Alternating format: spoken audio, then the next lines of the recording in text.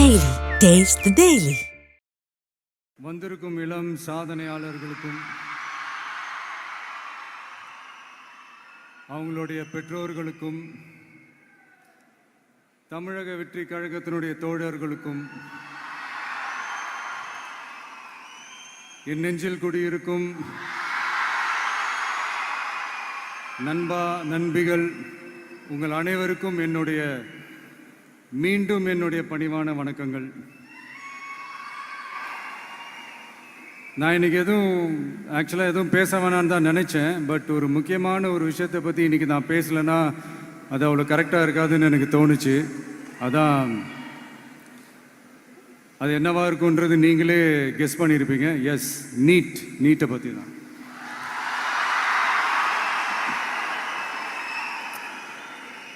இந்த நீட்டுன்றது பார்த்தீங்கன்னா நம்ம தமிழ்நாட்டில் இருக்கிற மாணவ மாணவிகள், குறிப்பாக கிராமப்புறத்தில் இருக்கிற ஏழை எளிய பிற்படுத்தப்பட்ட, மிகவும் பிற்படுத்தப்பட்ட மற்றும் தாழ்த்தப்பட்ட வகுப்பினை சேர்ந்த இந்த மாணவ மாணவிகள் எல்லாருமே ரொம்பவும் பாதிக்கப்படுறாங்கன்றது தான் ஒரு சத்தியமான ஒரு உண்மை. இந்த நீட்டை பற்றி ஒரு பிரச்சனையாக நான் பார்க்குறது என்னென்னா, ஒன்று இந்த நீட் இந்த மாநில உரிமைகளுக்கு எதிரானதாக இருக்குது. நீங்கள் 1975க்கு முன்னாலே பார்த்தீங்கன்னா இந்த கல்வி மாநில பட்டியலில் தான் இருந்துச்சு. உங்கள் எல்லாருக்குமே தெரிஞ்ச ஒரு விஷயந்தான். அதுக்கப்புறமா தான் அது ஒன்றிய அரசு வந்ததுக்கப்புறம் அது பொது பட்டியலில் அது சேர்த்தாங்க. எனக்கு தெரிஞ்சு அதுதான் ஒரு முதல் பிரச்சனையாக ஒன்று ஸ்டார்ட் ஆச்சு. ரெண்டாவது பார்த்தீங்கன்னா, ஒரே நாடு, ஒரே பாடத்திட்டங்கள், ஒரே தேர்வு. இது பேசிக்காகவே அந்த கல்வி கற்கும் அந்த நோக்கத்திற்கே ஒரு எதிரான ஒரு விஷயமா நான் அதை பார்க்குறேன். ஒவ்வொரு மாநிலத்துக்கு ஏற்ற மாதிரி அந்த பாடத்திட்டங்கள் இருக்கணும்.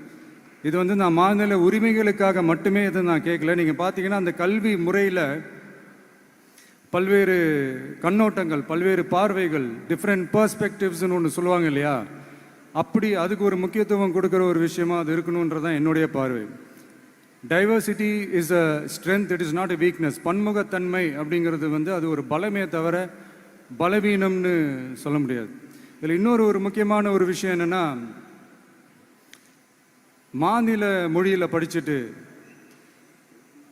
ஸ்டேட் சிலபஸில் படிச்சுட்டு, என்சிஇஆர்டி சிலபஸில் தேர்வு வச்சா அது எப்படிங்க? அதுவும் கிராமப்புறத்தில் இருக்கிற மாணவ மாணவிகள், அதுவும் அவங்களுடைய மருத்துவ படிப்புக்கு கொஞ்சம் யோசிச்சு பாருங்கள், இது எவ்வளோ ஒரு கடினமான ஒரு விஷயம்னு. மூணாவது நான் பார்க்குற ஒரு பிரச்சனை என்னென்னா, போன மே மாதம் 5ஆம் தேதி அந்த நீட் எக்ஸாம்லாம் நடந்துச்சு. அதில் சில குளறுபடிகள்லாம் நடந்ததா நம்ம நிறைய அந்த செய்திகள்லாம் பார்த்தோம், படித்தோம் இல்லையா. அதுக்கப்புறமே என்ன ஆயிடுச்சுன்னு பார்த்தீங்கன்னா, அந்த நீட் தேர்வுக்கு மேலே இருக்கிற அந்த நம்பகத்தன்மையை மக்கள் மத்தியில் சுத்தமாக போயிடுச்சு. இனிமேல் நாடு முழுக்க அந்த நீட் தேர்வே தேவையில்லை அப்படிங்கிறத இந்த செய்திகள் மூலிமா நாம் எல்லாருமே புரிஞ்சுக்கிட்ட ஒரு விஷயம். சரி, இதுக்கு என்னதான் தீர்வு அப்படின்னா, நீட்டு விலக்கு தான் இதுக்கு உடனடி தீர்வு. நீட்டு ரத்து கோரி தமிழக சட்டமன்றம் கொண்டு வந்திருக்கிற அந்த தீர்மானத்தை நான் மனப்பூர்வமாக வரவேற்கிறேன்.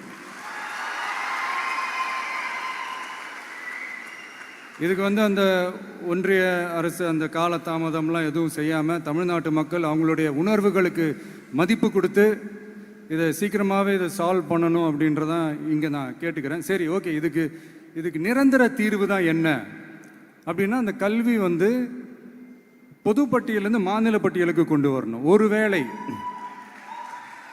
ஒருவேளை அதில் ஏதாவது சிக்கல்கள் இருக்குது அப்படின்னா ஒரு இடைக்கால தீர்வாக இந்த இந்திய அரசியலமைப்பு சட்டத்தை திருத்தி ஒரு ஸ்பெஷல் கன்கரண்ட் லிஸ்ட், சிறப்பு பொது பட்டியல் அப்படின்னு ஒன்று உருவாக்கி அதில் கல்வி மற்றும் சுகாதாரத்தை அதில் சேர்க்கணும்.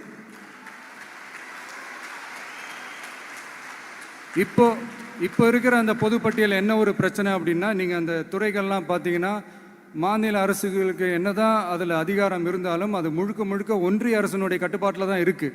அதனால் மாநில அரசுகளுக்கு அந்த முழு சுதந்திரத்தை அது தரப்பட வேண்டும் அப்படின்றதான் இங்கே என்னுடைய தாழ்மையான ஒரு வேண்டுகோள்.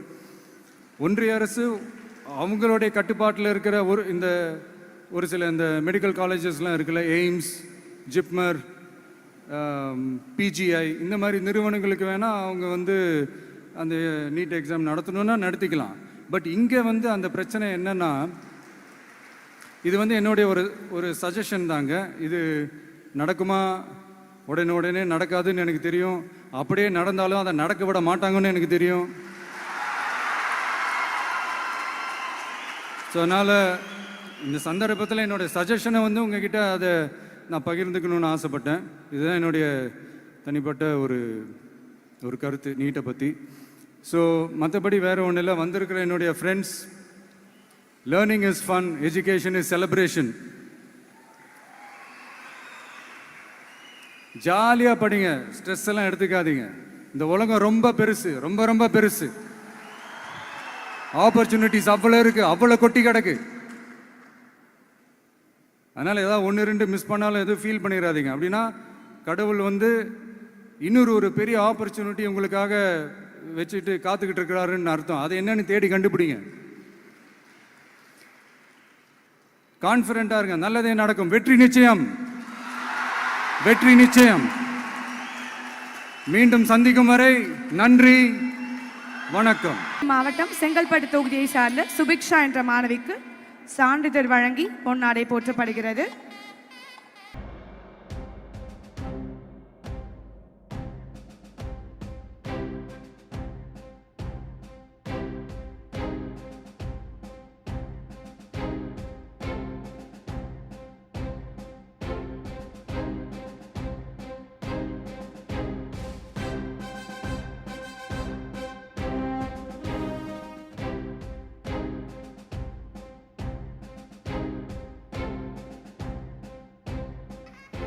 அனைவருக்கும் வணக்கம். இந்த மேடையில் நிற்கிறது ரொம்ப ரொம்ப சந்தோஷமா இருக்கு. அண்ணாவை பார்த்தது நிஜமா அவ்வளோ ஹாப்பியா இருக்கு. ஸோ நம்ம ஒரு விஷயத்தை செய்யும்போது அதுக்கான பாராட்டு நமக்கு கிடைக்கிறப்ப தான் அதோட வேல்யூ தெரியுது. அண்ட் வாழ்க்கையில் இன்னும் நிறைய செய்யணும் அப்படின்ற மோட்டிவேஷன் கிடைக்குது. அண்ட் நம்ம மாநிலத்தில் டாஸ்மார்க் ஓப்பன் பண்ணி குடிக்கிறவங்களை என்கரேஜ் பண்ணுறவங்களுக்கு மத்தியில் படிக்கிறவங்களை என்கரேஜ் பண்ணுறதுக்கான ஒரே கழகம் நம்ம டிவிக்கே தான். இதுதான் நமக்கு தேவையான மாற்றம். அண்ட் நம்ம ஜெனரேஷன்ல நம்ம விஜய் அண்ணா நம்ம ட்ரக்ஸ் இல்லாத ஒரு சொசைட்டியாகவும் எஜுகேஷனுக்கு இன்னும் இம்பார்ட்டன்ஸ் தர ஒரு சொசைட்டியாகவும் கொண்டு வருவாருன்ற நம்பிக்கை நம்ம எல்லாருக்குமே இருக்கு. ஸோ அண்ணா கண்டிப்பா நீங்க அந்த மாற்றத்தை கொண்டு வருவீங்கன்னு நம்புறோம். ரொம்ப தேங்க்ஸ் அண்ணா.